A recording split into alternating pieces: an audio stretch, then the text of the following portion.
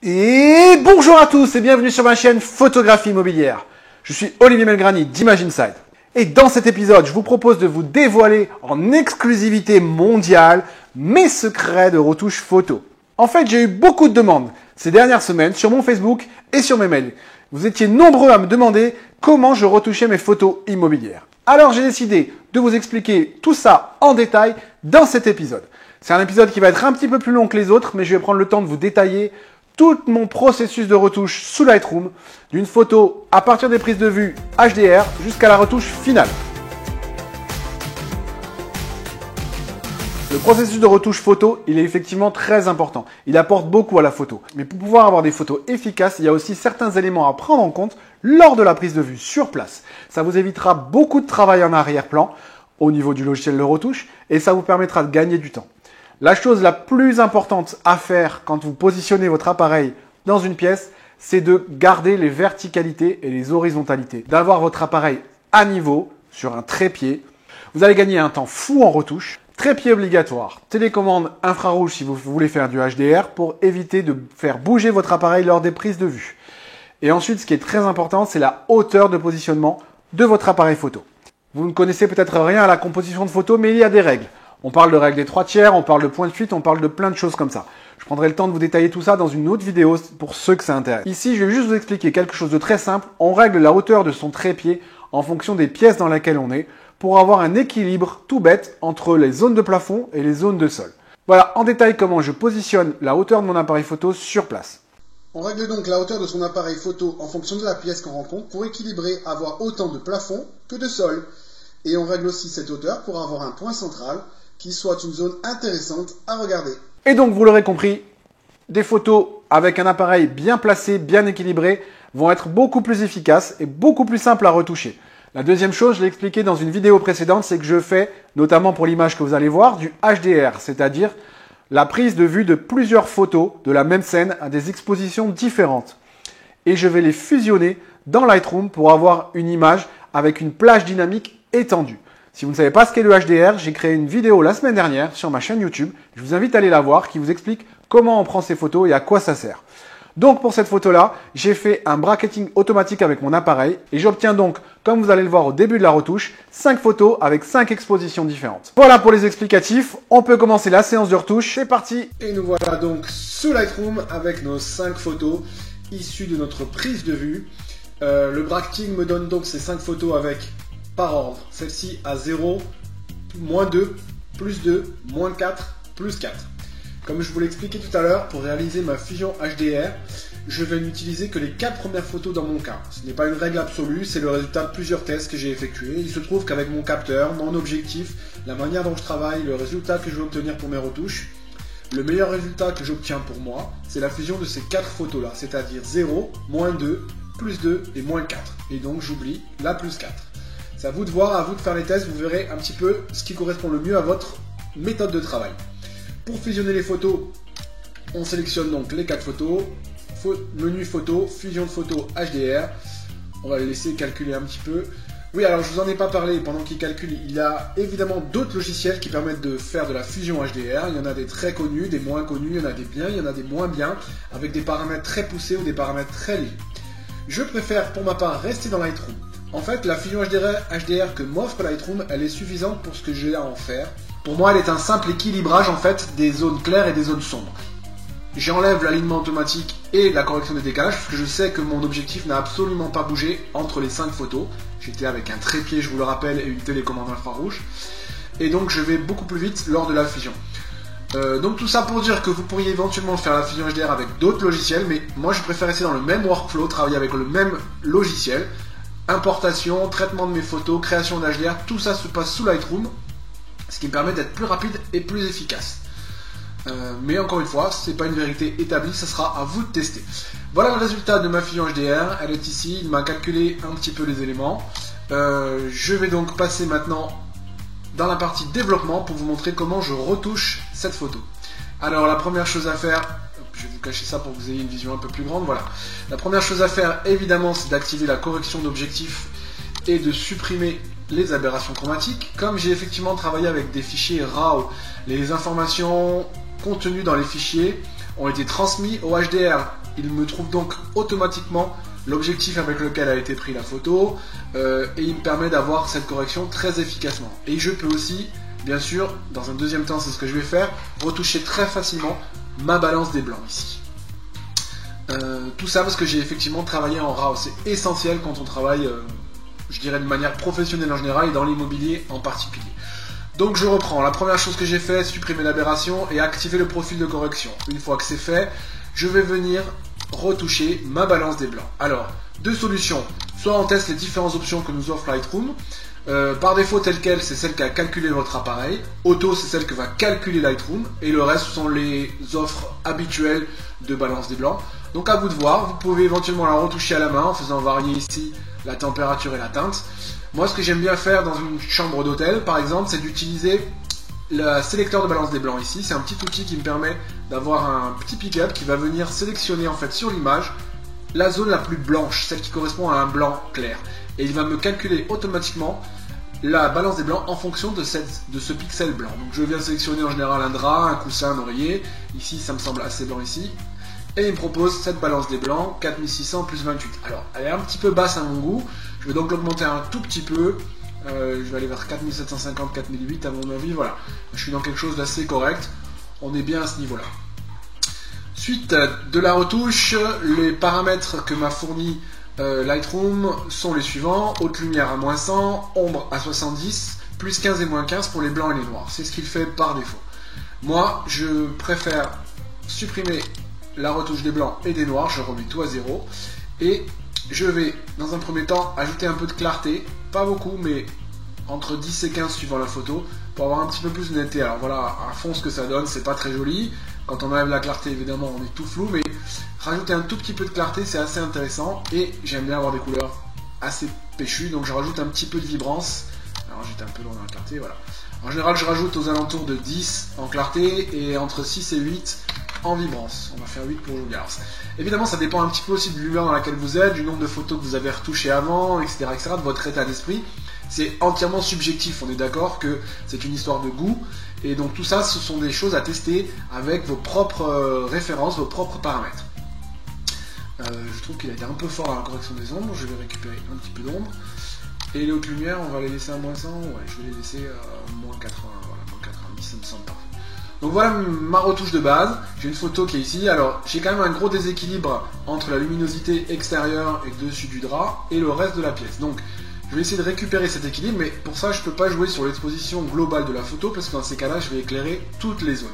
Je vais donc venir appliquer, c'est ce que je fais dans les premiers moments de ma retouche, un pinceau de retouche avec le profil, le preset haute lumière. Ça va me permettre de venir assombrir et en tout cas diminuer les hautes lumières dans la zone extérieure et dans les zones surexposées. Donc moi, j'applique largement mon pinceau sur mes fenêtres. Je déborde un petit peu, c'est pas très grave, ça permet d'être un peu plus réaliste. Et quelquefois sur mes draps, comme ici. Voilà. Ça m'a permis, en enlevant la haute lumière, d'avoir un peu plus d'équilibre, mais je vais quand même assombrir un petit peu tout ça pour avoir un vrai équilibre entre les zones sombres et les zones claires. Alors, ça va vous paraître très sombre au départ, mais je sais dans ma tête que je vais après augmenter l'exposition globale de la photo. Et donc ces zones-là vont se rééclairer par derrière. Donc une fois que j'ai fait ça, effectivement, vous voyez, je peux réaugmenter mon exposition globale. Du coup, je récupère des fenêtres à peu près correctes, mais qui sont plus équilibrées avec le reste de la pièce.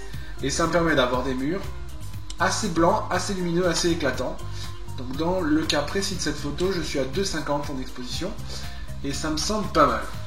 J'aime bien avoir, moi, personnellement en tout cas, j'aime bien avoir cette luminosité-là, cet effet clair qu'on a ici. C'est très important pour moi d'avoir des photos très lumineuses et très claires. Maintenant que j'ai fait ça, ce sont mes retouches de base. Je vais rajouter un petit peu de contraste parce que ça en manque. On va essayer vers 15. Ouais, 15 c'est pas mal, 15-16. Alors, évidemment, je vous le redis encore une fois, tout ça c'est entièrement subjectif et ce sont des essais. Je fais varier les éléments pour voir un petit peu ce qui m'intéresse. Je sais juste vers quel type de photo je vais aller. Voilà, là on est sur quelque chose d'assez correct. Maintenant je vais essayer, une fois que j'ai fait ces retouches de base, dans le cadre d'une retouche, je dirais immobilière, pour un bien immobilier simple, je m'arrêterai à ce type de retouche et je n'irai pas forcément plus loin. Équilibrage des zones claires et des zones sombres, avoir une photo assez lumineuse. Et je m'attarde aussi, là je ne l'ai pas fait, mais parce que ma photo elle est assez verticale, elle est déjà bien au niveau des verticales, mais en général il peut arriver que l'appareil ait un petit peu bougé. Je viens corriger ici, grâce à l'outil transformation, les verticales, les horizontales ou la rotation de l'image pour avoir des verticales parfaites. Et c'est ce que je vous disais, donc dans le cadre d'une retouche immobilière, je m'arrêterai à ce niveau-là. Ici, je vais aller plus loin parce qu'on est dans le cadre d'une retouche pour un hôtel. Donc, ce sont des photos qui sont très importantes, qui vont être utilisées régulièrement et qui vont être vues des centaines et des centaines et des centaines de fois pour la location de ces chambres-là. Elles vont être utilisées des années, donc il faut qu'elles soient très percutantes. Donc, je vais aller un petit peu plus loin dans la retouche. Donc, dans un cas comme celui-là, ce que je vais faire, c'est la première chose qui me gêne sur ces photos-là, ce sont les plis qu'on voit, notamment ici, au niveau des draps. On a, et des oreillers, vous voyez, on a obligatoirement des plis, c'est très difficile de les enlever. Je m'applique le jour de la photo à essayer de lisser un maximum les draps et les oreillers, mais on n'arrive jamais à avoir quelque chose de parfait. Donc il reste toujours des éléments comme ici, sur les coins ou sur les oreillers, à cause du poids. On a donc des plis. Ça me gêne dans la lecture de la photo, donc je vais aller les enlever. Alors pour ça, c'est pareil, pinceau de retouche. J'ai personnellement un preset que j'ai sauvegardé, que j'ai appelé tout bêtement drap. C'est un preset en fait où je vais appliquer un blur, c'est-à-dire un flou. Donc pour ça, on enlève la clarté à moins 100, la netteté à moins 100. Et comme c'est des draps, la seule chose que j'ai faite, c'est que j'ai rajouté un petit peu d'exposition pour rehausser la lumière. Bien sûr, tous ces paramètres sont modifiables une fois que je l'aurai appliqué sur place. Donc je vais venir chercher une taille de pinceau qui corresponde à peu près à la zone sur laquelle je vais enlever mes plis. Et j'applique allègrement mon pinceau. Vous voyez, en faisant ceci, on enlève les draps, les plis sur les draps. On gagne un petit peu en luminosité. Je vais aller retoucher tout ça plus tard. On a quand même quelque chose de beaucoup plus efficace. Alors je vais enlever un poil de luminosité ici, 0,30 ça suffira. On va pas aller voir les détails et je pense que la photo est beaucoup plus efficace avec quelque chose de flou sur une petite zone, d'avoir des draps flous. Personne ne vous en voudra d'avoir flouté un petit peu les draps. On a quand même une photo qui est beaucoup plus efficace que lorsqu'on a, ceci là, ces plis là qui sont gênants pour la vue. Donc je les applique un petit peu là où ça me gêne et où les draps sont un petit peu sombres. Alors après, j'essaye d'en faire le moins possible, mais des draps blancs et lisses sont quand même beaucoup plus efficaces et beaucoup plus agréables à regarder. Pareil pour les oreillers. Donc voilà, là j'ai fait ma petite retouche de drap. J'ai quelques plis ici, donc je vais appliquer un autre outil, toujours avec un autre pinceau, pardon, toujours avec le preset drap, histoire d'avoir des réglages un petit peu différents. Je vais pas avoir une clarté et une netteté très basse, mais un peu moindre. Juste sur les draps ici, comme on a ici de la couleur, je vais venir flouter, mais un petit peu moins, et du coup je vais pouvoir réduire ensuite la lumière, parce que là, pour le coup, on n'a pas besoin de lumière plus forte. Voilà, on y est. Je suis à peu près bon sur le lit. Donc maintenant que j'ai fait ça, c'est à ce niveau-là que j'enlève éventuellement des taches ou des choses comme ça que je vois sur les murs, des traces, des coups, voilà, tout ce que j'élimine ici. Une fois que j'ai ma photo qui est construite correctement, je vais m'appliquer à raconter une histoire. Alors ici, l'histoire elle est assez simple. J'ai 3 points essentiels pour moi ici dans cette photo de chambre d'hôtel. Le premier point qui attire le regard, c'est ce lit avec cette zone bien blanche ici. On a un regard qui va venir ici, donc c'est le premier niveau de l'histoire. Et ça tombe bien, puisqu'on raconte une histoire de chambre d'hôtel, donc on a tout intérêt à parler du lit et de la manière dont on va y être. On va s'y sentir bien. Donc ici, avec tous ces coussins, les draps, etc., il est suffisamment bien fourni pour donner envie de venir y dormir. Donc, je vais quand même essayer de rehausser légèrement, d'avoir un petit point d'attrait ici sur les coussins à ce niveau-là, pour avoir un premier accroche du regard à cet endroit-là. La deuxième partie de mon histoire, elle est sur l'extérieur, avec le petit déjeuner qu'on a dressé sur la table extérieure pour l'occasion, et le ciel qui, à mon avis, n'est pas assez bleu pour la situation. C'est un hôtel qui est en bord de mer, donc on a besoin d'avoir un ciel bien bleu, bien méditerranéen. Et la troisième partie de l'histoire, elle est, je dirais, sur le bureau, avec les éléments ici de voyage qu'on a déposés. On va essayer de rehausser un petit peu cette zone-là aussi. Donc je voudrais 3 points d'accroche de l'œil pour raconter sur cette photo une histoire en 3 points. Alors, pour faire cela, c'est très simple, je vais vous montrer 2 techniques différentes. Je vais utiliser le pinceau de retouche qui va me permettre de faire des zones de lumière, style ray de lumière, je vous le montrerai dans un deuxième temps. Et l'outil que j'aime beaucoup utiliser, c'est le filtre radial. Le filtre radial permet de dessiner en fait un cercle, un ovale sur le dessin, et on va le remplir avec un preset qui est ici, preset de réglage. Donc, moi j'ai un preset qui s'appelle Lumière forte. Lumière forte, c'est un preset que j'ai créé grâce à mes quelques milliers de retouches et mon expérience, je dirais. Donc c'est un preset où j'augmente un petit peu l'exposition, j'augmente un petit peu les hautes lumières, les ombres, les blancs, et je réduis un tout petit peu la clarté. Je vous mettrai dans le détail de la vidéo les valeurs de ces différentes options pour mon preset lumière forte. Vous pourrez ainsi le recréer chez vous. Ce preset lumière forte, dans mon filtre radial, je lui applique aussi un contour progressif à 100 et j'inverse le masque. Ça me permet, je vais vous le créer en plein milieu du mur pour que vous voyez ce que ça donne, mais ça me permet ici de dessiner donc une zone lumineuse avec un flou qui me permet d'avoir une diffusion de la lumière autour du point central. Cette zone lumineuse, je l'utilise pour venir attirer le regard sur certains éléments de l'image. Par exemple ici, j'aimerais attirer le regard sur ces oreillers là, donc je viens dessiner cette lumière forte ici, et je viens essayer de l'appliquer dans une forme qui corresponde à la zone. Donc voilà, je vais avoir un petit attrait du regard ici, et en l'occurrence je vais augmenter un tout petit peu la valeur de la lumière.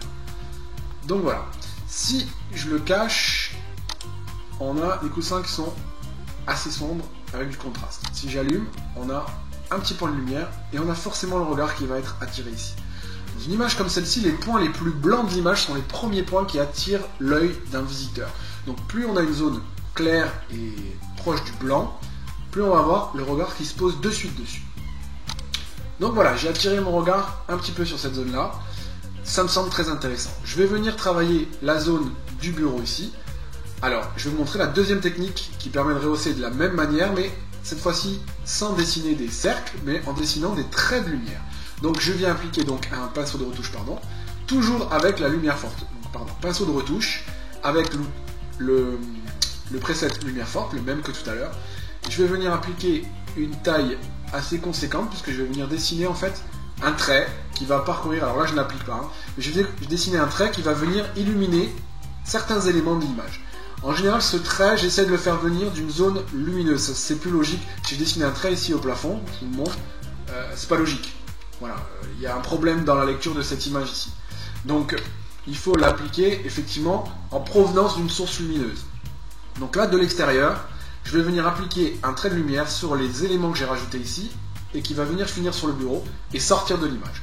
Donc ça va me permettre, tac, de venir attirer le regard sur cette zone-là de l'image. Vous voyez qu'on a quand même le regard, je l'enlève, on a entre ça et ça, le regard qui est quand même attiré ici. Donc on a du détail à cet endroit-là, et l'œil est un petit peu intrigué par ça. Donc vous voyez, soit filtre radial, soit ray de lumière, qui me permet de souligner certains endroits de l'image et attirer le regard. Et pour moi, c'est essentiel dans la retouche haut de gamme. J'utilise aussi souvent le filtre radial de la même manière avec la lumière forte pour venir rehausser la lumière d'une lampe. Ici, j'ai une lampe par exemple qui a été allumée. Je vais pouvoir, en dessinant un filtre radial, venir rehausser le pouvoir de cette lampe et attirer le regard, hop, plutôt sous la lampe qu'au-dessus, attirer le regard, alors là peut-être que la lumière est un petit peu forte, je vais la réduire, mais sur des lampes, c'est aussi très intéressant pour avoir des zones différentes entre les fonds, voilà, on crée des plans en fait dans l'image grâce à tout ça, et c'est très intéressant pour la lecture d'une photo. Donc à vous de tester ces outils, avec les paramètres je vous donnerai tout ça dans le commentaire de la vidéo, et vous pourrez tester ça et me dire ce que vous en pensez. Troisième point que je vous disais, c'est la zone externe. Alors je vais venir essayer de bleuir un petit peu ce ciel, l'avoir un petit peu plus méditerranéen, donc je vais rajouter, j'en avais déjà fait un tout à l'heure sur l'ensemble de la zone externe, je vais rajouter un pinceau haute lumière ici, et je vais essayer de m'appliquer de le faire uniquement sur le ciel.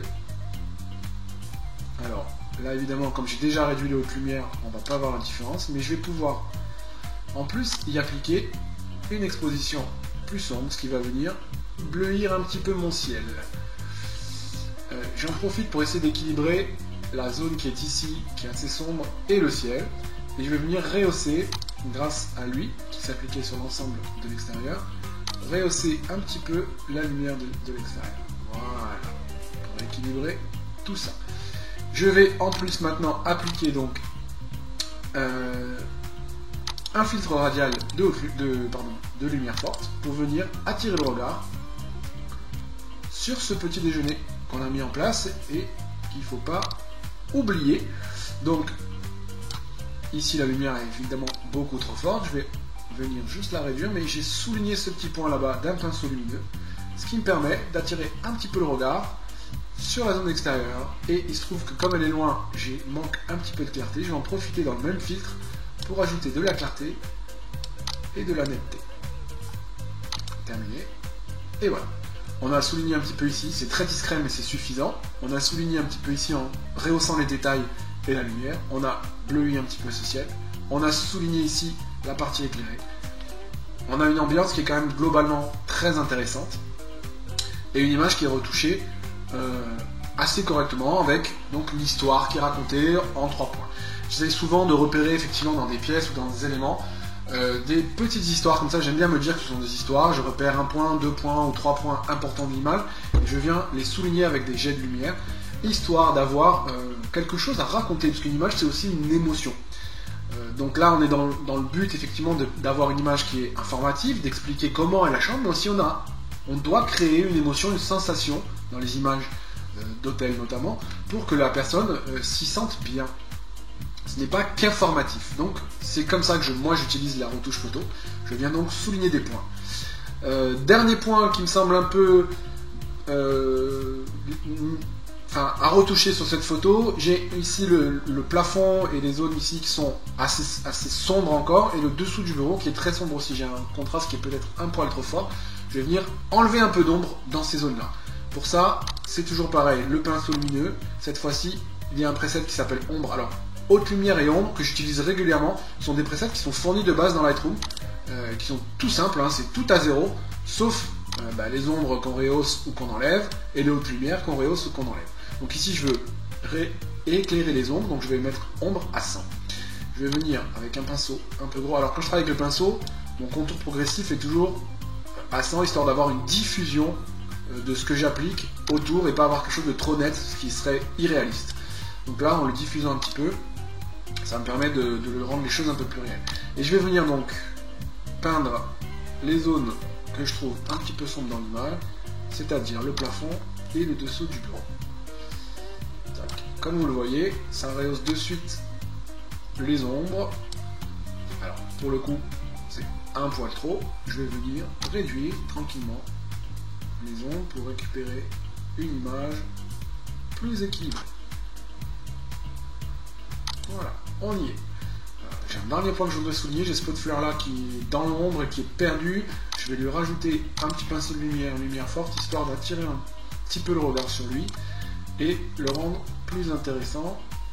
Voilà, donc je viens le peindre en lumière forte, et alors, pour le coup je veux pas qu'il ressorte par-dessus les autres points que j'ai soulignés, donc je vais appliquer une lumière forte très légère à 0,15. Voilà, et je vais faire...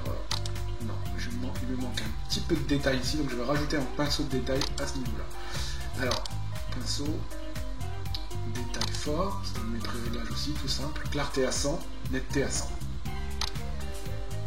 Un petit peu de détail par ici me semble intéressant.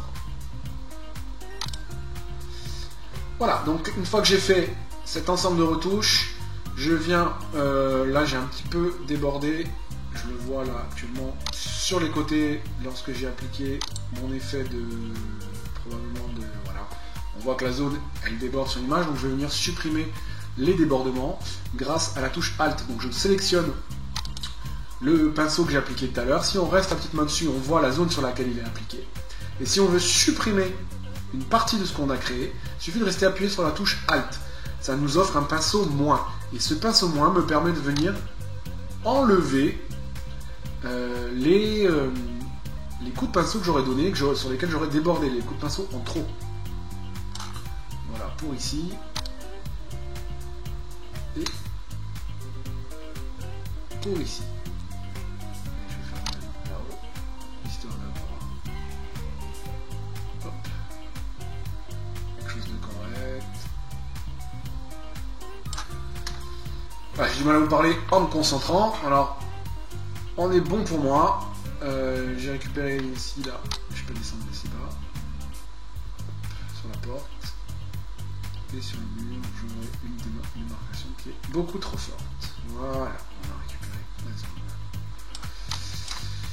Donc, ouais, je vais quand même enlever encore un peu de haute lumière sur le drap, histoire de ne pas avoir un coup d'œil ici qui soit trop calqué sur ces draps-là.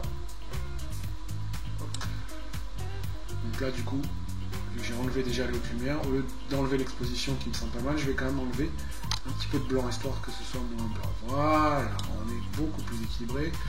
Et ça me semble hyper intéressant. Donc voilà mon image finale. On y a passé peut-être moins d'une demi-heure en tout cas, je pense, à peu près entre 20 et 30 minutes. Donc c'est mon niveau de retouche, je dirais, supérieur. Je l'applique en général sur des contrats pour des clients effectivement qui ont besoin d'une image un petit peu plus forte. Et évidemment, je le vends un petit peu plus cher. Voilà, donc quand je retouche de l'immobilier ou des contrats sur lesquels j'ai vendu un prix un petit peu plus compétitif, je m'arrête au premier niveau, c'est-à-dire le cadrage, la luminosité générale, les éclairages entre intérieur et extérieur, les détails. Et la balance des blancs, bien sûr, la colorimétrie. Ensuite, si je dois appliquer un petit peu plus de travail de retouche, je vais m'appliquer à rehausser les zones d'ombre, je vais m'appliquer à retravailler les détails, les draps, enlever les éléments gênants. Ici, je n'en ai pas, mais quelquefois, j'ai des fils électriques qui passent au travers de l'image. J'en ai un tout petit ici, mais on ne le voit pas, donc je ne vais pas aller le chercher, mais sur certains fils électriques noirs qui descendent, des fils de lampe, etc., je les enlève évidemment, les taches, les choses cassées, les tapis tachés, ce genre de choses. C'est pas le cas dans cet hôtel, hein, c'est un très bel hôtel, j'ai pris beaucoup de plaisir à faire les photos là-bas, mais il y a quelquefois des endroits où on est obligé de faire quelques petites retouches comme celle-ci. Et ensuite, je viens donc surligner, vous l'avez compris, des zones particulières de l'image, pour essayer de créer une espèce d'histoire dans l'image, avoir le regard qui soit attiré sur des éléments particuliers pour raconter quelque chose à la personne qui va voir l'image et donner un petit peu d'émotion. Alors, je ne vais pas le faire ici, mais je vous montre un dernier élément que j'utilise pas mal sur certaines images pour donner un petit peu d'émotion, c'est le vignettage. Alors le vignettage, on l'enlève quand on travaille avec des objectifs, mais ici dans Lightroom, on peut rajouter un effet. Donc, on va travailler avec une priorité haute lumière ici dans les effets, et on va enlever, vous voyez, dans les zones, alors je vais vous le montrer au maximum, hein, mais voilà ce que ça peut donner. Mais en l'appliquant légèrement, c'est-à-dire dans les zones externes, on va recentrer le regard sur les parties les plus claires, c'est-à-dire sur le centre de l'image. En fait, comme je vous le disais tout à l'heure, l'œil est attiré par les zones claires. Les zones sombres se voient uniquement dans un deuxième temps. Donc en donnant cet effet de vignettage, qui n'est pas naturel, mais on va donc attirer le regard forcément sur la partie centrale. Alors évidemment, vous pouvez avec les autres paramètres qui sont ici, déplacer la partie sur des points particuliers, et c'est quelque chose d'intéressant et ça donne un effet assez dramatique. Donc c'est pas le but dans cet hôtel, mais sur des photos un petit peu plus mises en scène, on peut rajouter cet effet dramatique, je l'utilise assez souvent. Voilà, c'est tout pour la retouche photo, je vous montre le avant-après, voilà comment est sorti le HDR, voilà ce que ça donne. Et ce travail de retouche là, je ne peux le faire que si je l'applique au niveau du HDR. Si j'étais parti avec une photo originelle qui était celle-ci, l'exposition de base, je n'ai pas assez de quantité d'informations dans la zone ciel pour pouvoir arriver à ce résultat là. Si j'étais parti avec une zone bien exposée pour l'extérieur, je n'ai pas assez d'informations sur la zone ici pour arriver à ces résultats là. Donc le HDR pour moi il est essentiel. Et avec la technique de bracketing automatique, il est assez facile à mettre en place sur le terrain, donc je ne perds pas beaucoup de temps à le faire. Donc je ne m'en prive pas. 90% de mes photos sont prises au HDR dès que j'ai une zone interne et extérieure. Voilà, vous avez découvert cet hôtel, je vous mettais les coordonnées de l'hôtel aussi pour ceux que ça intéresse dans la partie commentaire de la vidéo. Et je vous invite à y faire un tour si vous passez sur la Côte d'Azur, c'est un hôtel magnifique. J'ai pris beaucoup de plaisir, je me suis beaucoup amusé à faire ces photos. Ça date un petit peu, ça fait quelques mois maintenant, mais le résultat est super intéressant et c'est un reportage dont je suis très fier. Je vous dis à très vite pour de nouvelles vidéos. À bientôt. Et voilà, la retouche photo n'a plus de secret pour vous. Je vous ai donné toutes mes ficelles, enfin pas toutes, j'en ai encore gardé un petit peu sous le pied. Je vous en parlerai bien sûr dans d'autres vidéos. Et comme je vous l'expliquais, vous l'avez vu, c'est effectivement très subjectif. C'est une histoire de ressenti. Donc c'est propre à chaque photographe. Donc la solution, elle passe par faire des essais, retoucher et retoucher encore.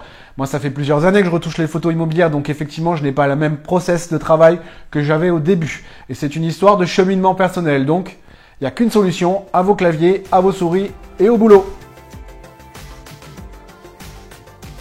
Je vous propose très vite de nouvelles vidéos sur ma chaîne Photographie Immobilière, donc n'hésitez pas à vous abonner à ma chaîne, ça vous permettra d'être informé des dernières nouveautés. Et je vous invite aussi à me retrouver sur les réseaux sociaux, vous avez tous les liens dans les commentaires de la vidéo. N'hésitez pas à me demander des sujets si vous voulez que je traite de certaines choses en particulier. Et aussi laissez-moi un petit commentaire, ça fait toujours plaisir d'avoir votre retour et vos avis sur mes vidéos et sur mon travail. Voilà, je vous dis à très vite, à bientôt, salut!